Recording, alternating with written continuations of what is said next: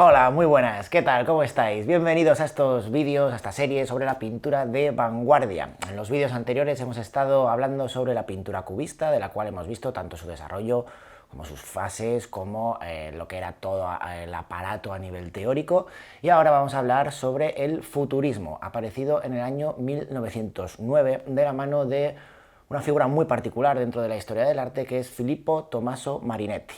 Marinetti era un joven escritor que venía de una familia bien italiana y había recibido una educación muy basada precisamente en todos los valores clásicos de Francia y de Italia a nivel cultural.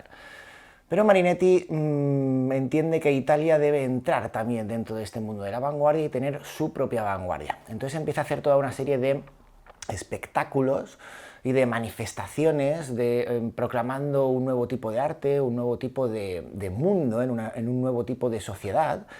Primero por Italia, pero después va a dar un golpe maestro, digamos, en el patio trasero de lo que era el mundo cultural de la vanguardia, que era París. En este sentido, nos situamos el día 20 de febrero de 1909. Marinetti consigue que su manifiesto futurista entre en la primera página, en la portada del diario Le Figaro. El diario que leía, en este sentido, el mundo intelectual y cultural parisino de la época. Hay que decir que el propio Figaro hizo una nota con respecto a la columna que publica Marinetti, en la cual se exime a sí mismo de todo tipo de responsabilidad en cuanto a lo que dice el manifiesto. Lo vais a entender perfectamente cuando os lea un pequeño fragmento de lo que dice el manifiesto. Leo, como digo, Manifiesto Futurista de 1909, el primero que hay porque va a haber muchos. Hasta hoy, la literatura exaltó la inmovilidad pensativa, el éxtasis y el sueño. Nosotros queremos exaltar el movimiento agresivo, el insomnio febril, el paso ligero, el salto mortal, la bofetada y el puñetazo. Nosotros afirmamos que la magnificencia del mundo se ha enriquecido con una belleza nueva, la belleza de la velocidad. Un automóvil de carreras con su capó adornado de gruesos tubos semejantes a serpientes de aliento explosivo, un automóvil rugiente que parece correr sobre la metralla, es más bello que la victoria de Samotracia. Ya no hay belleza si no es en la lucha. Ninguna obra que no tenga un carácter agresivo puede ser una obra de arte. Nosotros queremos glorificar la guerra, única higiene del mundo, el militarismo, el patriotismo, el gesto destructor de los libertarios, las hermosas ideas por las que se muere y el desprecio por la mujer. Nosotros queremos destruir los museos, las bibliotecas, las academias de todo tipo y combatir contra el moralismo, el feminismo y toda cobardía oportunista o utilitaria. Nosotros cantaremos a las grandes muchedumbres agitadas por el trabajo, por el placer o la revuelta. Cantaremos el vibrante fervor nocturno de los arsenales y de los astilleros incendiados por violentas lunas eléctricas, las estaciones glotonas, las fábricas colgadas de las nubes por los retorcidos hilos de sus humos, las locomotoras de ancho pecho que piafan en los raíles como enormes caballos de acero embridados con tubos, y el vuelo deslizante de los aeroplanos cuya hélice ondea al viento como una bandera y parece aplaudir como una muchedumbre entusiasta. ¿Qué más que añadir? Fijaos en todo lo que nos ha dicho en este fragmento de lo que es el primer manifiesto del movimiento. Estamos ante algo radicalmente nuevo. Evidentemente estamos ante un gesto absolutamente destructivo. Marinetti sabía perfectamente que iba a montar un escándalo. De hecho lo montó, todo el mundo al final se acabó preguntando quién es este Marinetti, por qué hace todo esto, por qué dice todo esto, ¿realmente propone él algo nuevo? Es verdad que desde el punto de vista literario, en cuanto a la poesía, ellos van a incorporar un tipo de estética que vamos a recoger, por ejemplo, aquí en España, en poetas como Gerardo Diego, por ejemplo, ¿no? La poesía futurista, esta poesía que incorporaba todos los referentes venidos del mundo de la industria, del mundo de la máquina, del mundo de los automóviles, etc. Pero a nivel puramente artístico, el futurismo se desarrolla primero como manifiestos. Marinetti está bastante solo en este sentido, pero poco a poco se le van a ir uniendo otros artistas. ¿Por qué se le van uniendo otros artistas?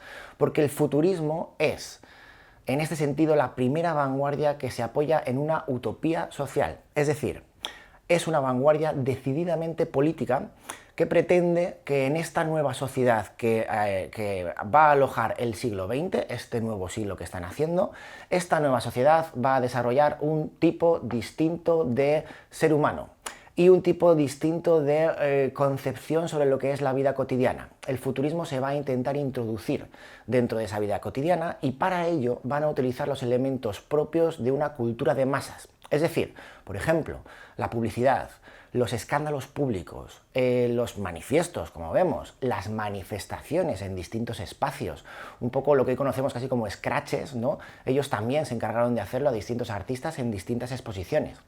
Todo esto nos puede parecer un gesto un poco vil, obsceno, grotesco, pero esto va a ser fundamental para todas las disciplinas artísticas en el futuro. Cuando hablamos de las sesiones o espectáculos que hacía Dalí en la época del surrealismo, o un poco después, cuando hablamos de los happenings, cuando hablamos de Andy Warhol y de la capacidad que Andy Warhol tiene de incorporar referentes del mundo que viene de la publicidad o que viene del diseño, etc. Todo esto ya lo hacen los futuristas. Es decir, como pretendo haceros ver, el futurismo es todo un movimiento estético que abarca todas las disciplinas artísticas. Y no solo todas las disciplinas artísticas, abarca otras dimensiones dentro de lo que es la vida urbana de la sociedad moderna. Vamos propiamente dentro de esta estética y cómo esto se traduce al mundo de las artes plásticas. En primer lugar, estamos en un mundo urbano, tecnológico y dinámico. Los futuristas entienden que, en lo que se basa la realidad contemporánea es en la velocidad. Y la velocidad está dada por las máquinas. Ese ser humano que se funde con una máquina, eso que vamos a llamar luego después el tecnoorganicismo, que vamos a ver tanto en el cine, en películas como Blade Runner, que vamos a ver en películas como Matrix, etc. Todo esto que llamamos hoy estética futurista, lo llamamos estética futurista porque esta gente lo estaba desarrollando en 1909 o en 1910, 12, 13. Os pongo un ejemplo. En 1913 se publica un manifiesto sobre la música futurista. Allí está Luigi Russolo, que es el que ha hecho una serie de aparatos que son los intonarumori, es decir, altavoces hechos con aparatos que emiten ruidos. Y él empieza a hacer una serie de composiciones musicales que están hechas a partir de ruido. La base de la música electrónica de hoy en día, la base de la música conceptual, está ya en la década de 1910 en aquello que están haciendo los futuristas. Ahora bien, yéndonos propiamente a una estética artística plástica, siempre pongo como ejemplo, evidentemente tenemos a varios artistas, tenemos a Gino Severini, tenemos a Carlo Carrà, tenemos a Umberto Boccioni, bueno, tenemos a otros que van a estar yendo y viniendo dentro del movimiento, pero nos vamos a centrar en Umberto Boccioni. Umberto Boccioni venía de incorporar referentes del expresionismo, venía de incorporar referentes propios del postimpresionismo, ¿no? Sobre todo en cuanto al tratamiento de los reflejos de un color que no es naturalista, pero Umberto Boccioni se va a sumar a partir de 1910 a todas estas ideas de Marinetti y ellos mismos van a encontrar su nueva raíz en el cubismo. Es decir, al fin y al cabo el futurismo se había propuesto como movimiento, se había propuesto como estética, pero le faltaba un anclaje claro dentro de lo que era la pintura moderna o la pintura de vanguardia. Y eso es lo que le van a dar los cubistas. Hay un ejemplo perfecto. Boccioni hace una serie de 3 cuadros que son los estados de la mente y la hace 2 veces. ¿Por qué la hace 2 veces? Porque ha habido un cambio en la exposición que él ha visto en 1910 de las obras cubistas de Picasso y Braque. Entonces, cuando él ve el cubismo de Picasso y Braque, es cuando él encuentra aquello que va a ser fundamental dentro de su obra posterior, que es lo que vamos a ver en Estados de la Mente.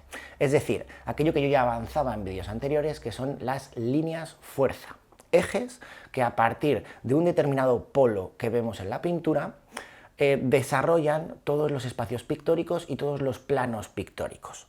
Y él va a incorporar aquello que había trabajado el cubismo, que era la simultaneidad. ¿Cuál es la diferencia? La simultaneidad en el cubismo es una simultaneidad de puntos de vista. Hay un objeto, yo doy la vuelta alrededor del objeto y yo ensamblo por las facetas distintos planos que yo inserto dentro de mi tela a partir de las líneas que yo he hecho que marcan los ejes. ¿Qué va a hacer Umberto Boccioni o qué va a hacer una pintura futurista? El esquema es el mismo, lo que pasa es que nosotros no tenemos por qué estar moviéndonos, generalmente nosotros estamos quietos, no nos movemos sobre un objeto. Lo que hacemos es trasladar el movimiento de ese objeto. Ya no vamos a estar ante un frutero, sino que vamos a estar ante un caballo de carreras, ante un ciclista, ante un tren que se marcha de la estación.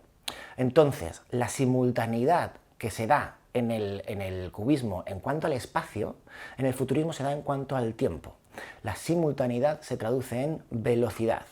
Un caballo de carreras que estoy mostrando precisamente en todos sus movimientos, en todo su galopar, pero lo estoy mostrando a partir de un polo del cual surgen ejes fuerza. Ejemplos. Por ejemplo, tenemos cuadros, digamos, más inspirados en otros movimientos, como La ciudad se levanta, tenemos cuadros como La calle ante la casa, donde ya empezamos a incorporar referencias del cubismo, pero sobre todo las tres versiones que hace de los estados de la mente, los tres cuadros que forman la serie de los estados de la mente, después de haber visto esta exposición. Tenemos, por un lado, las despedidas, por otro lado, los que se quedan y por otro lado, los que se van. Bien, si nos fijamos en las despedidas, fijaos cómo hay toda una serie de líneas, que son estas líneas fuerza, estos ejes. También vamos a incorporar la propia matrícula del tren y vamos a encontrar cómo el tren está en marcha y su vapor se funde con todo lo que es la estación, lo que es el paisaje, lo que son los personajes que permanecen en la estación y que se están despidiendo, tanto los de dentro del tren como los de fuera del tren. Eso es pintura futurista. Ahora, me podíais decir, hombre, pero esto no es una cosa que sea muy influyente para lo que es la estética actual. Os voy a poner otro ejemplo. En 1913 tenemos varias esculturas hechas en parte por Boccioni, como por ejemplo formas de continuidad en el espacio. Fijaos, porque tenemos una especie de cyborg, como un robot cuyo espacio en torno se está fundiendo con él en su movimiento. Tenemos el dinamismo de una botella en el espacio, también escultura de Boccioni, pero sobre todo con esto de la estética maquinista y de la unión del hombre y la máquina, tenemos un ejemplo perfecto, que es una escultura de Jacob Epstein, que es el martillo neumático. Bueno, os puede sonar mucho a películas de ciencia ficción, os puede sonar mucho a películas futuristas. Claro, esto fue todo un escándalo. Tenemos efectivamente la escultura de un ser semihumano que está hecho con una especie de armadura protectora, etcétera, y que está sostenido sobre un martillo neumático que él ha incorporado directamente a la escultura. Así que es verdad que luego separó lo que era el martillo del propio torso del personaje. Pero imaginaos en 1913 cuando alguien se encuentra esto en una exposición. Estamos hablando, como digo, de 1913. Y esta imagen es una imagen que podemos encontrar en muchísimas películas de Hollywood que vemos hoy en día. Esto es lo que dejó el futurismo para la posteridad. Ahora bien, os habrá llamado mucho la atención de lo que hemos leído, cosas como el antifeminismo, cosas como defender la guerra, única higiene del mundo. Entendían los futuristas que para desarrollar este nuevo tipo de sociedad tenía que haber una limpieza, y esa limpieza se tendría que producir de muchas formas. Primero, como la guerra como la única higiene del mundo, hay que decir que como propuesta política el futurismo estuvo directamente ligado, sobre todo a partir de la figura de Marinetti, con el surgimiento del fascismo en Italia. Marinetti llegó a ser diputado por el partido fascista y fue, bueno, al final no acabó demasiado bien, pero fue al principio uno de los principales valedores de Mussolini, junto a poetas como Gabriele D'Annunzio, por ejemplo. Pero, bueno, tenemos también ese intento de mostrar una virilidad que nos exime de cualquier academicismo. Queremos quemar las bibliotecas, los museos, todo aquello que sea gesto de buen gusto. Queremos eliminar la victoria de Samotracia, queremos dejar atrás todo un mundo que es el mundo, digamos, de los bienpensantes. ¿Para qué? Para mostrar una nueva estética, que es la estética de la fuerza, la estética de la virilidad. Hay que decir en este sentido que desde un punto de vista histórico, es cierto, muchos de los artistas y participantes en el movimiento, cuando llegó la Primera Guerra Mundial, se alistaron en la Primera Guerra Mundial y no salieron de ella.